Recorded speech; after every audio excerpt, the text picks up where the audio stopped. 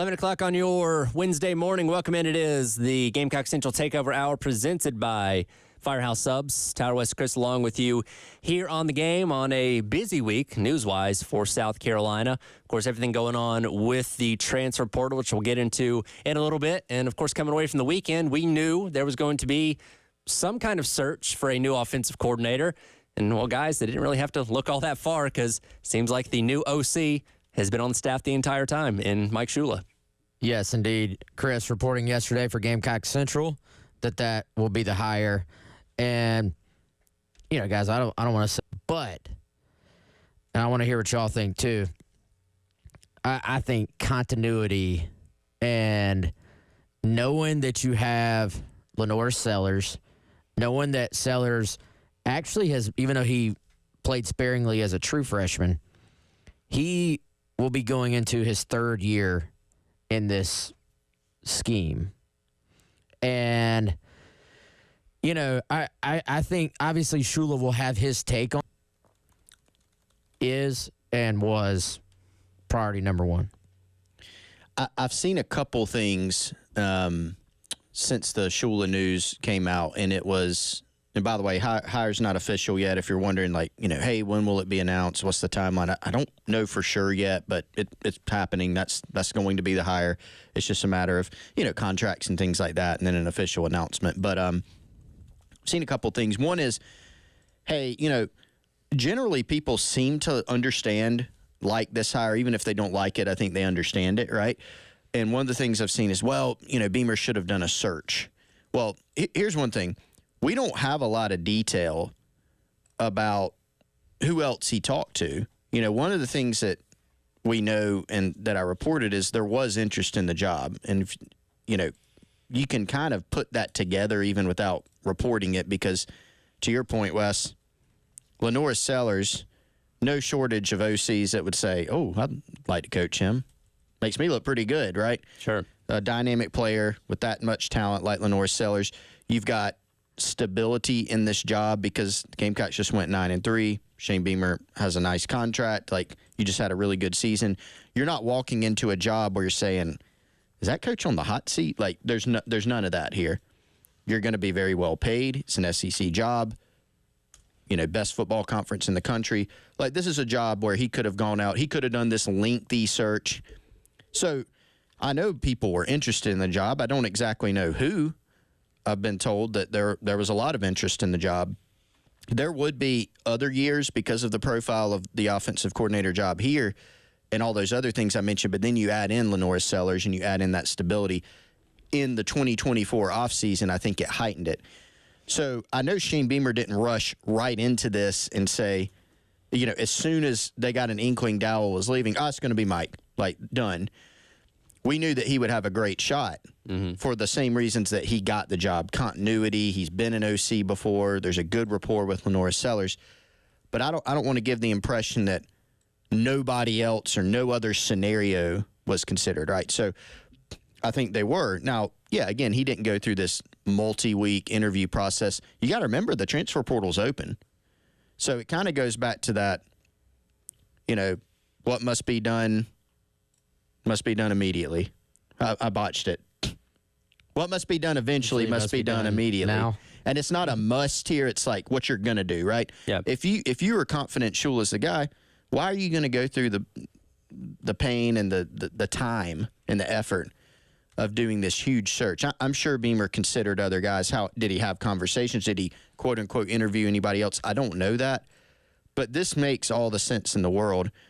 And it's different than, Mike Shula is technically an analyst, but a couple things. His title is senior offensive assistant, which a few years ago or 2 years ago would have been an off-field analyst role. But because the NCAA relaxed their rules for this past year, he's basically another coach, an 11th countable coach, where he's down on the field. He was essentially the quarterback's coach. He's essentially the quarterback's coach. Yeah, so he's in practice, in games. He's very, very involved with Lenore Sellers coaching him. And, look, of course you don't want your players to be picking you don't go to your players and say, who should I hire? But when you've got a quarterback and when you've got Lenore Sellers and he's the trigger man and he's the guy on your offense, having a comfort level for him with whoever the guy is, that must be important. It has to be. And so I think that helped here. But you're not just promoting a guy who's, he's an analyst and he doesn't really have a background. No, Mike Shula has been an offensive coordinator and a position coach and a quarterbacks coach for a very long time. And he has a track record, and he's got an NFL track record with Cam Newton where they went to the Super Bowl, and Cam Newton won the MVP in 2015. Mm-hmm. I went back last night and, pulled up some of Shane Beamer's stuff from media days over the summer, where it was right around that time when Shula was added to the coaching staff, and obviously, garnered some questions at media days. Cut number 6 here, Dave. This is Coach Beamer back in the summer talking about the benefit of adding Shula to the staff at that point in time. I mentioned with Coach Shula, he had worked with Cam Newton in Carolina, and then he had worked with Josh Allen most recently with the Buffalo Bills. And, regardless of where Coach Shula had been or who he had most recently worked with, I would have wanted to bring him on our staff, period. I mean, he was the head coach at Alabama when I was an assistant coach at Mississippi State, and have known him for a long time. Obviously, we're both sons of coaches. No one has won more games in the NFL than his dad. So just an immense amount of respect for him as a player, and him as a coach in college, and then him as a person. But then when you start talking about bringing him in and you look at his background and what he was able to do with Cam Newton and the Panthers when they went to the Super Bowl, what some of his work with Josh Allen and what Buffalo has done with Josh Allen, being a big body that can run and throw both.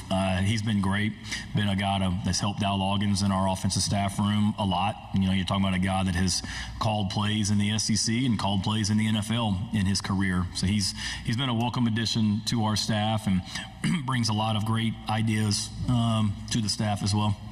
And maybe it was back in the spring when he was added to the staff. I think a lot of it became more public known outside of this little bubble when he was at media days back in the summer. But again, he kind of ran through the resume there, what he did in the NFL with Cam Newton, working with Josh Allen and the Bills the past couple of years before coming to Carolina in a similar type of analyst role. But, Chris kind of mentioned a moment ago, he was your quasi-quarterbacks coach, especially during the games, because Dow Loggins is up in the press box, calling the plays, and the guy on the sidelines coaching up sellers, walking him through plays on the bench was Mike Shula. So now you have that transition of him staying in that role and now just calling plays, which again, from a continuity standpoint, if you couldn't hang on to Loggins, seems like the next best thing. Yeah, for sure. And, I think with keeping him, you can keep the terminology the same. You can keep LaNorris comfortable. And, we'll probably never know the exact ins and outs of how much exact influence he's had on the offense, but definitely not just a game day thing either. Like at practice, heavily involved in coaching up the quarterbacks. And, with his background with Cam, you look at some of the stuff that Josh Allen does in Buffalo, not that they do a ton of just straight up designed runs with him, but they do that. And something I picked up just since last night was that Shula, from what I've heard, actually had a pretty big influence going into that Akron game when, of course, that was the Robbie Ashford game where they went heavy quarterback run, and, hey, let's find a way to accentuate Robbie's skill set, which is obviously similar to LaNorris's, but is certainly different. And we saw them go just like straight up spread, kind of true college zone read type offense with some kind of wrinkles here and there. I've heard Shula had a big influence that week. So I think for a lot of reasons, this makes a lot of sense. Like to me, in every decision you make, and this goes for like life, but definitely for a coach, you're talking risk and reward. And could you have gone out, I'm sure, and been like, let's go get the big hot name that's out there? Yeah, you could have. And if things were not kind of going well towards the end of the year on offense, maybe you do just say, hey, LaNorris, we got to – you're amazing. Let's try to do some things differently. But if Sellers is comfortable, and I'm sure there was feedback there between LaNorris and Shane Beamer, if he's comfortable, if he likes Shula. And one thing else I picked up, guys, I was told – Shula has been heavily involved, but he's not a guy who cares at this point in his life about, oh, my name's on that. Like, he doesn't need the credit, but has done a really good job of coming in and building relationships with that quarterback room. And so, you know, I think for those guys, for Lenoris, it matters that you're going to go into next year kind of having a feel for the terminology and the approach on offense, even if it's not Dow Loggins calling the plays. And let's be honest, guys, you're going to be replacing a lot of guys on that defense. So this year, what do we talk about? Hey, defense is going to have to pick up the slack until the offense gets going. Next year, offense is going to have to hit the ground running. It's going to be the opposite. So you don't have 3 or 4 weeks to let the offense come together. Whatever you can do to keep everybody on the same page is, I think, the approach you have to take. Absolutely. And again, as Chris alluded to a moment ago, still got to wait for all the contracts and everything to be finalized, but Mike Shula will be the offensive coordinator for South Carolina going into the 2025 season. We're in the midst of the transfer portal being open up on Monday. Obviously, a few names have jumped in, including a pretty significant one yesterday. We'll dive into coming up next. It is the Gamecock Central Takeover Hour presented by Firehouse Subs on your Wednesday on The Game.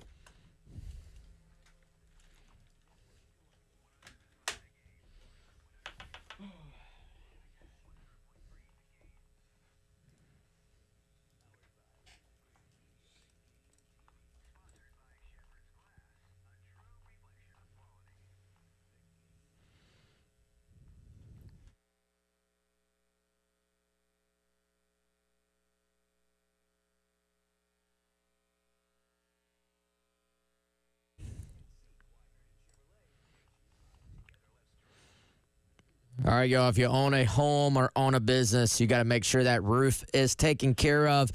Do what I did. Call my friends at Classic Roofing. Head on over to classicroofingsc.com, or like I said, give them a call today, 803-590-7870. Of course, taking care of that roof, incredibly important, and they offer all services that involve making sure that roof is taken care of. That's roof inspections, roof installations, roof replacements, and, of course, roof repairs. If you go to classicroofingsc.com right now, you can hit that free estimate button, and they're going to come out and they're going to take a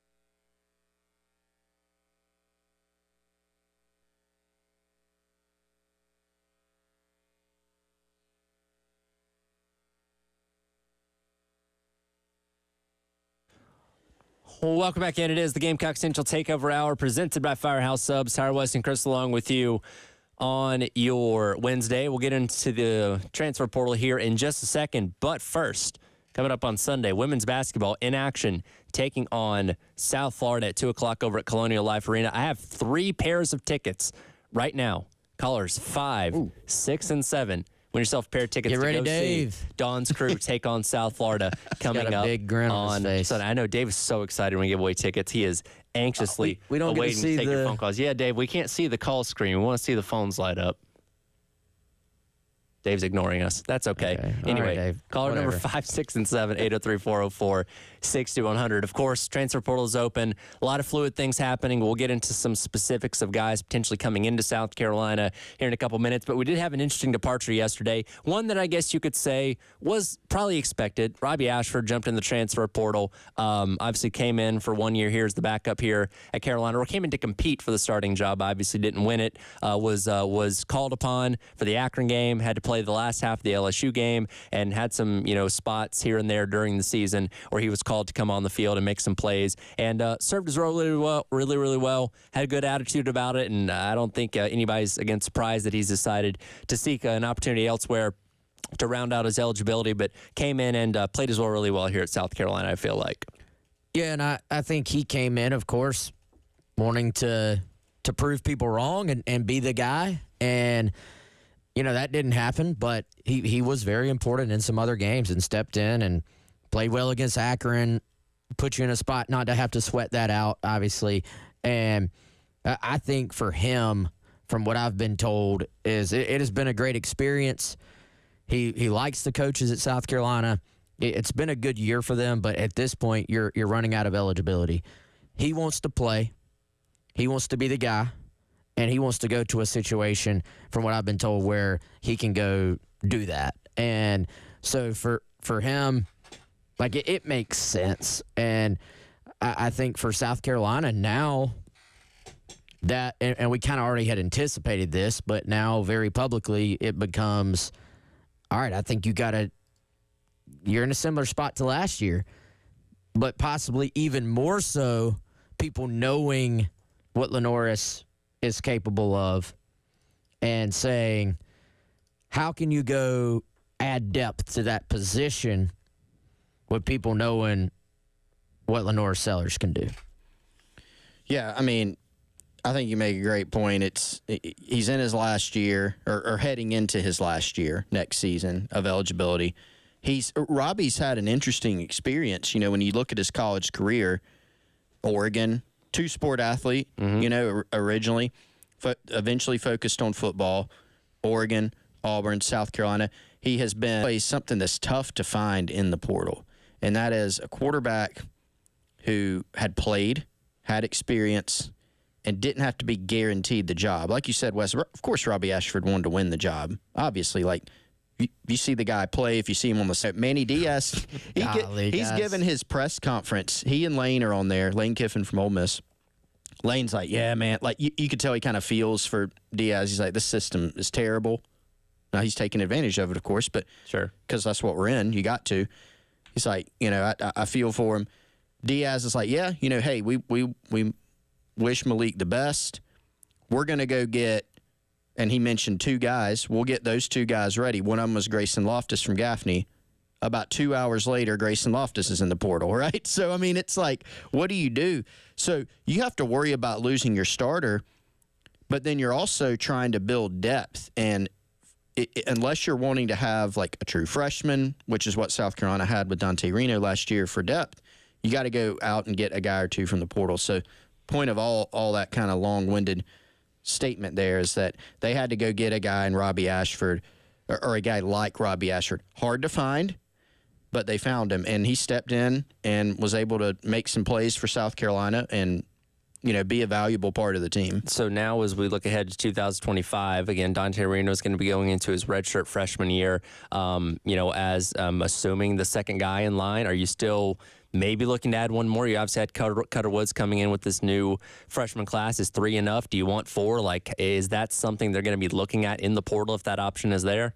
Yeah, 100%. Like, you have to, I think. And that's That's what I was saying. I think it's going to be even more difficult than it was this time last year, because before it was more of like a local thing. Like we were, hey, this Sellers guy, like, he's going to be good. Did you see the flashes? He's going to be the guy.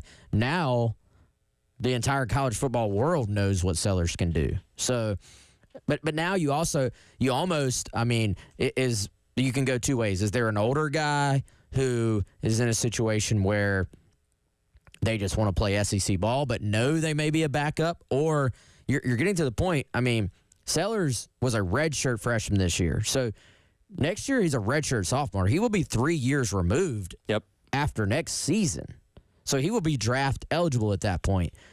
Is there a younger guy where there's already a little bit of separation, and he's just saying, hey, I don't have to be the guy right now. I don't know what that looks like, but yes, I think you absolutely have to go out and find that guy, because, again, I think if you are South Carolina, you have LaNorris Sellers coming back. You have Dylan Stewart coming back. Yes, you're losing a lot from that defense, but you have to push your chips all the way in on the table to win in 2025. Like that's what you have to do. You can't go into a season worried about the backup quarterback spot. You just can't. So if you can do anything in your power to fill that, I think that's what you have to do. And the beauty of Ashford, guys, was that the skill sets were similar enough that you didn't have to rewrite your offense to put him in. And that was something that Dow Loggins mentioned, when they went and recruited him, was that they liked that about him. That was kind of an approach of him and his teams in the NFL was, hey, let's bring in a backup where you don't have to change everything up. So can Carolina do that with him as well? Guys, I don't really feel bad for many teams in college football. Like, it kind of is what it is. But there's this place in my heart that does feel bad for Duke, man, because on the decision, but it stinks for them, man. Just popping up a few minutes ago, looks like Darian Mensah from Tulane is actually just committed to Duke out of the transfer portal. Yeah, I saw they made him a Cameron Crazy at the basketball game the other night. So, pretty cool. But, yeah, I mean, it does. I mean, it is the reality, and that's why, fans are always on edge, because at the beginning of the portal, before the portal, transfers are rare because of the sit-out and all that. Now you usher in a free transfer. You usher in the lure of NIL, which, I mean, let's be honest, guys. Put yourself in a prospect's shoes. And you can say, I would be loyal and all that. I mean, some of these guys, they're having agents call them. They're having other schools call them. Guys can take whatever they're making, which might still be a good number, and they could double it, triple it. And they could do so while raising their profile even more. My guess is Malik Murphy probably goes somewhere, and no offense to Duke, they've actually been pretty darn good in the past few years under Elko, and then Diaz had a good year. He'll probably go to a bigger logo school and be the starter and make more money. So, yeah. You kind of get it from that standpoint. I hate it for Duke, too. You can kind of not like the system, but at the same time, I feel like you understand and don't always blame kids for doing that. It would have also been cool, I think, if Malik Murphy would have stayed, given the circumstances. Yeah, and there is quite a bit of hypocrisy from some coaches going out there complaining about guys taking more money, like Brian Kelly. Like, dude, We'll be playing against Ole Miss here in a couple weeks. We'll take a look at the latest with the transfer portal for South Carolina. Who's coming to town very soon? It's coming up next. Gamecock Central Takeover Hour presented by Firehouse Subs here on the game.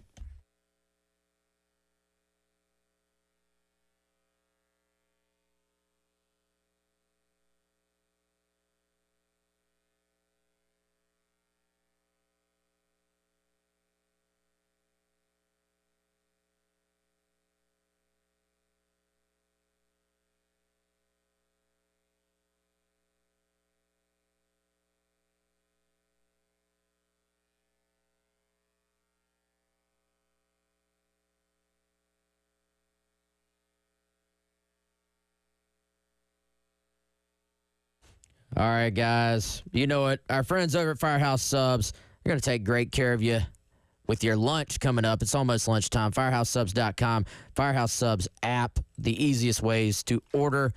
Man, I got this new French dip. We're working on our next appearance at a Firehouse Subs. Looking forward to trying this thing, guys.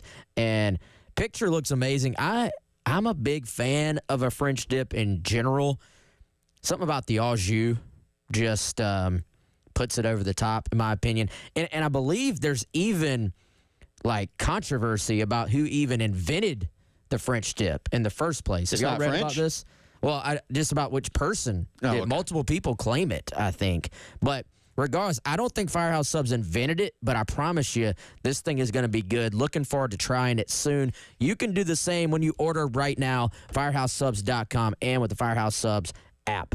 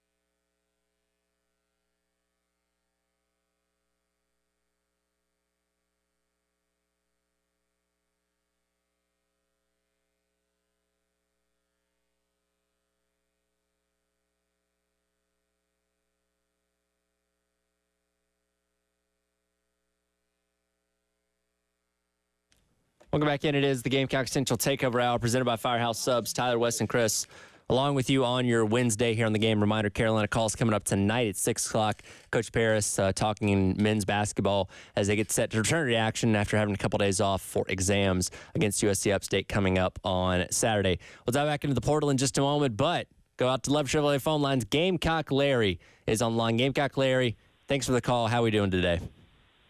I'm doing okay. You tell old West I can't get him on my tablet. I don't know what's wrong. Let me know, West. But I'm going to tell you, we own the state South Carolina, and now we even going to Georgia, Alabama. Same train is on the move. I love all y'all Gamecock Nation. I don't. And Clemson, you going down. But I love y'all, and I appreciate all y'all, and go Gamecocks. Love you, Wes. Let me know what's going on with well, I don't know. Your subscription. Hey, sir. I'm gonna check on that for you, Gamecock Larry. All right. Okay, because I can't get it, but I'll tell you what, they're taking good care of me. Got a nurse saving me. I'm feeling good, and everything is gonna be all right. Love y'all. Gamecock Nation, go Gamecocks. Talk to you later. Go Gamecocks. Appreciate it, Gamecock Larry. Thinking about you and praying for you, man. Jumping into the transfer portal, again, very fluid situation with names coming in, names going out, and all that kind of stuff. We are getting a few names, though, that are set to visit campus here in a couple days. A few names we talked about yesterday, like Jordan White, coming up next week. But another offensive lineman out of Wake Forest, Nick Sharp, actually set to be on campus in the next couple of days. Yeah, guys, I think we're starting to see the visits take place or be set, I should say. And so, Chris, a couple of offensive linemen that are already sort of penciling in visits. Zach Adkins, a tight end, which is kind of, I think, quietly a position of need for South Carolina. Miles Norwood, Ball State defensive back. A few names for people to keep an eye on here moving forward. And I want to talk about Adkins briefly because I think it's interesting. Northwest Missouri State, this is your classic case of a guy who is not playing at a big school, but has been identified as someone who can play. And you start, Ole Miss is bringing this kid in. South Carolina's bringing this kid in. I think Colorado was on the list as well. And it's kind of interesting how when a name gets out, visits start getting set. Next thing you know, Power 4, all heavily interested. And Zach Adkins, interestingly enough, is actually maybe the first name I remember popping up this recruiting cycle. Yep. This transfer portal recruiting cycle, we should say, of having a South Carolina offer. Originally, he was going to visit a little bit later in December. Now, his visit is set for December 13th, which is this weekend. Yeah, he was the first, I guess we could say, known portal offer. Yes. It's interesting with transfer portal, a lot of the players, the prospects, they don't always put out their offers on social media. They don't always put out their visits on social media. There's probably, I would go as far as to say the majority don't. Every now and then you'll see a guy and he's putting his visits on Twitter. He's putting his, hey, so-and-so offered. Or I even saw the other day, Wes, a prospect would just put out the logo. He wouldn't even say Mississippi State offered. You'd just go through his timeline. You'd see all the logos. And you're like, I guess that means they probably offered him, And nobody's like, there's what if it's just like, that's just a team he likes? Yeah. But everybody's assuming. I was just thinking about Mississippi State this morning. We don't always learn, hey, South Carolina's offered so-and-so. Like, we don't always get that. You kind of got to piece this thing together. It's just, again, transfer portal recruiting is just such a different game in high school recruiting. But that was the first speculative name, like the first offer that we knew of. And very quickly, he'd gotten a visit booked. There were already some other schools involved as well. Since that time, this offer list has grown. But it does make sense. When you look at tight end, Carolina's got Mike Smith. They've got Brady Hunt. But when you look at that room, number one, you lose Josh Simon. So Josh Simon, you won't have next year. You could look at it and say, okay, that's a tough loss. That's a big loss, obviously. But you do have Mike Smith.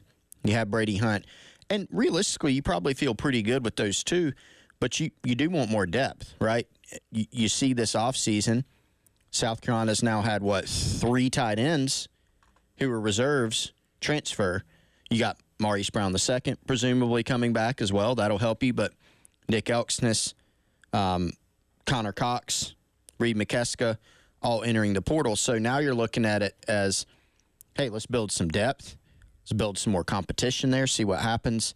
And Zach Atkins, despite playing at a school that, I don't know, sounds like it's from the Waterboy. Remember that school in the Waterboy? Still, you can find guys from that level, man. We've seen it. Remember there was all the outrage about taking Nick Muse because he played at William & Mary.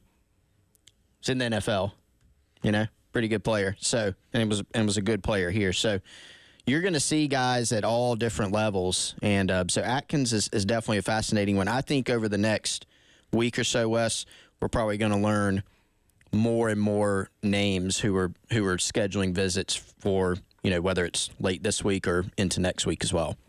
Yeah, and the offers for portal guys is kind of funny, man. Like, yes, I think there are some literal, like, hey, we're offering you.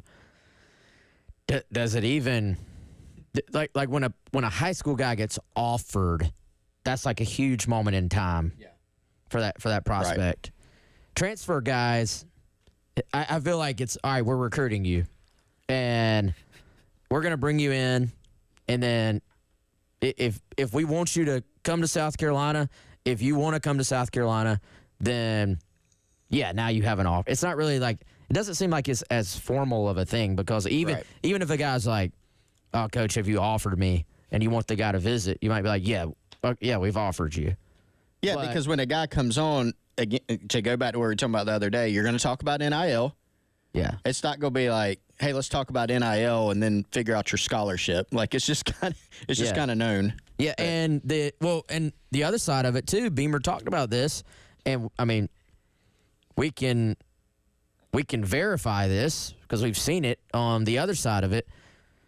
Players have come in that are in the transfer portal to South Carolina for visits, and Carolina has said, we don't think it's a great fit with this guy. And so that guy may have had a quote-unquote offer, but really what matters is when a prospect visits in the portal, both sides are filling each other out for, is this a fit? Like, you may bring in several guys, and fans may say, well, why didn't they get that guy? Well, it may be that they just did not like the feel of the visit from the school standpoint.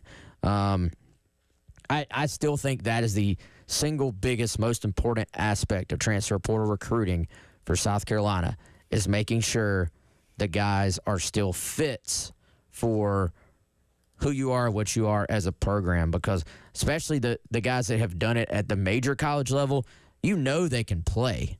It's more a matter of, are they good people? Are they a fit for the culture of your program?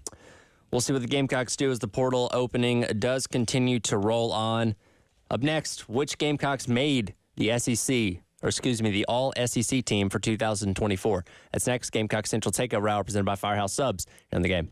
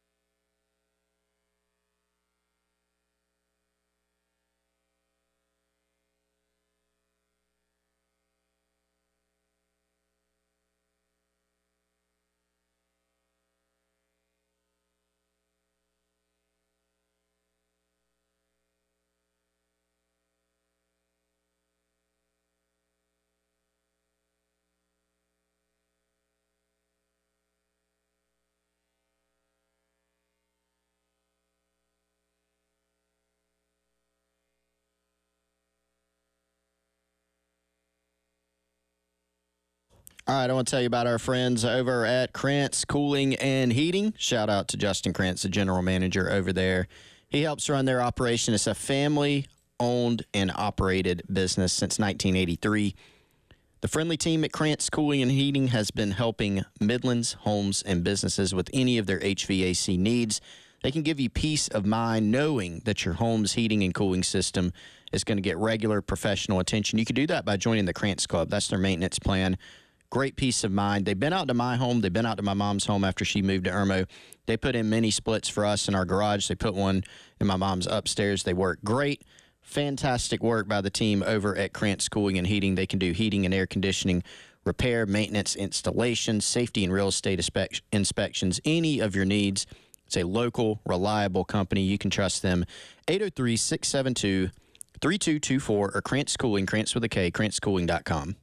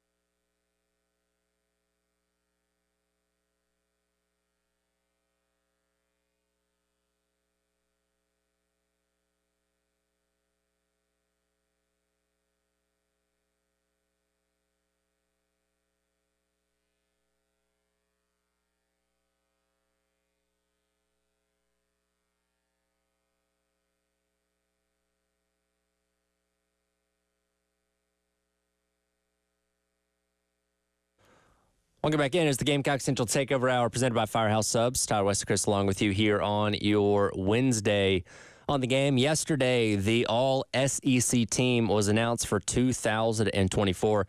Quite a few Gamecocks making the list, namely on first team.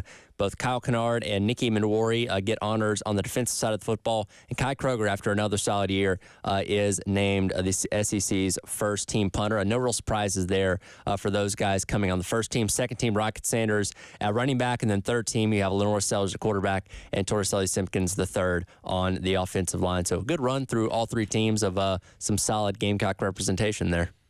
Yeah, it's always a good sign when you start getting your guys' names on these lists, and certainly Carolina, a team that has, I mean, I don't know if I've, maybe back in Spurrier era, I'm sure, but I don't know if I remember a recent time where you saw more South Carolina guys with their names popping up for, hey, this person is a finalist for that. This person is a finalist for this. Shane Beamer's a finalist for National Coach of the Year. All the guys on the All-SEC list.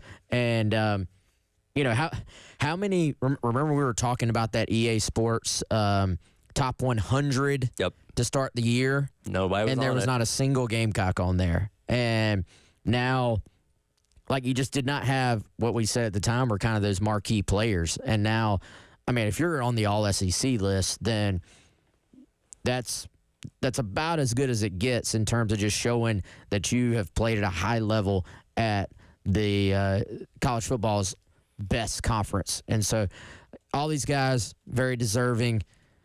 Anybody kind of surprise y'all with where they were on the list or not really? I think you could have made a case that D Knight could have been on this. You know, if nothing else, second or third team, just considering, especially the impact he had in the latter half of the season. One of the leaders in the SEC when it comes to solo tackles. Again, kind of a sideline-to-sideline guy. So, again, a lot of good linebackers in the SEC, but I think you could have made a case for him being on it. Yeah, and I don't – do you know off the top of your head who made it at linebacker for other schools? I mean, you got to think just watching D Knight play. Chris has got it. Yep. Watching D Knight play, there's no question this guy's an all-SEC caliber linebacker, right? Sure. Like, I mean, without like diving into the comparison of this guy versus that guy's stats versus just from a look test, ability, production, That's an all-SEC linebacker. Yeah, it kind of reminds me of when like a really good high school prospect, and people will be like, "That's a 5-star." It's like, well, no, you can be really, really good without being a 5-star, which is like a first-round pick. I mean, on one hand, would not have been surprised if he was on this list and high and kind of high up the list. But then you dive in. I mean, the first team at linebacker, Danny Stutzman from Oklahoma, Whit Weeks from LSU, Jihad Campbell from Bama. 3 really good players. Okay, then you go to the second team. A lot of good players in the SEC, obviously. Anthony Hill Jr. from Texas, Jalen Walker from Georgia, and Pooh Paul from Ole Miss. Like, that's 6 really, really good linebackers. And then the third team is Chaz Chambliss from Georgia, Deontay Lawson from Bama, Xavier Sori from Arkansas. So, I mean, just a lot of really good players on here. Our guy, Chris Pascal, just texted me. He said, O.D. Fortune had 2 pick sixes taken away from him as well. If you're a lot of these lists are stat lists, let's be honest. That's right. These dudes aren't sitting there necessarily evaluating our guys every week, especially a corner. Sure. Can't even see them on the TV screen. Yeah. So, and sometimes when you're a corner, if they're not throwing your way, then that skews your stats a little bit, but that means you're a threat and they don't want to throw your way. 100%. So, but yeah, congrats to the guys that did make it. Honestly, very well deserving for all those guys. Yeah, and again, like you said, we had Kennard winning the Nagurski Award the other day. A lot of guys on those award watch lists to begin the season, semifinalist list, all those kind of things, and of course these great honors in addition to being a top 15 team, one that just narrowly missed the college football playoff. You have this swell of momentum going into this offseason where, again, much like a couple years ago, you're going to be one of the talks of college football because you ended the season so hot. You've got a young quarterback that's going to be thought of as one of the best returners in the SEC coming up next season. Like, you're in a good place as of right now, obviously. Again, we'll see what you do in the portal in this offseason. You brought in another solid recruiting class. Like, this is a good feeling of where Carolina sits as of right now, and you hope they continue to build on this momentum and obviously next year and the years going forward as well. Yeah, and I think to our point earlier, you have to build on it at this point. Like, you have to take advantage. You only get, we talk in professional sports about championship windows. And there are going to be some years where you go in, this is just the cyclical nature of athletics, especially at the college level, but really any level. There will be some years where you're going in and saying, man, this is going to be a down year. Let's just try to survive and try to keep building. And then there's some years where you say, look, this is coming together for us. So I think the big takeaway from that all SEC list too is how much Carolina was able to develop players that came in from elsewhere and give them a platform to play and play well on the highest stage, biggest stage. But it sort of starts to sink in a little bit if you're a Gamecock fan, how many of those guys you are going to lose going into next year. And so how important this portal window is coming up to try to replace some of that production, really, in some cases, on both sides of the ball. Yeah, absolutely. And again, well-deserved honor from those guys. And again, we got a little under 3 weeks now until you wrap up the regular season with or wrap up the season with a bowl game against Illinois coming up on December 31st. We'll still spend plenty of time, obviously, diving into that and the specifics of that matchup as that game does indeed get closer. Real quick as we wrap up here, I want to remind you, the Loyola Lisa Special Teams Touchdown Contest will be going on for that bowl game as well. $1,200 up for grabs. Haven't given it away so far this season. Still hadn't hit on it. So go online to 1075thegame.com if you've not already and register to win the Loyola Lisa Special Teams Contest. If we can get a special teams touchdown in the Cheez-It Citrus Bowl, you can walk away with all that money. Again, go online to 1075thegame.com and register for your chance to You can buy a lot of Cheez-Its with that. You can buy a lot of Cheez-Its with that. Hoping somebody will hook us up with some free Cheez-Its for them going to the Citrus Bowl. That'd be nice. That'll do it for the Gamecock Central Takeover Hour, presented by Firehouse Subs. Coming up next, halftime show with Terry Ford on your Wednesday here at the game.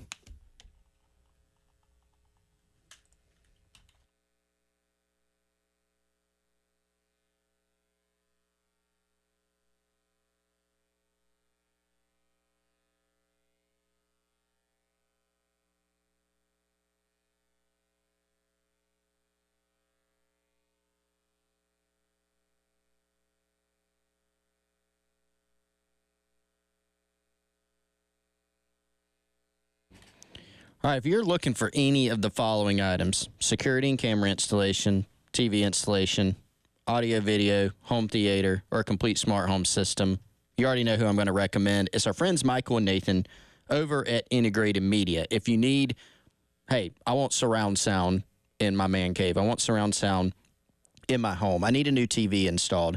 I need security and cameras, or a complete smart home system where you can control your lights, your devices, your thermostat, and those security systems and cameras, all from the touch of a button, whether you're home or away.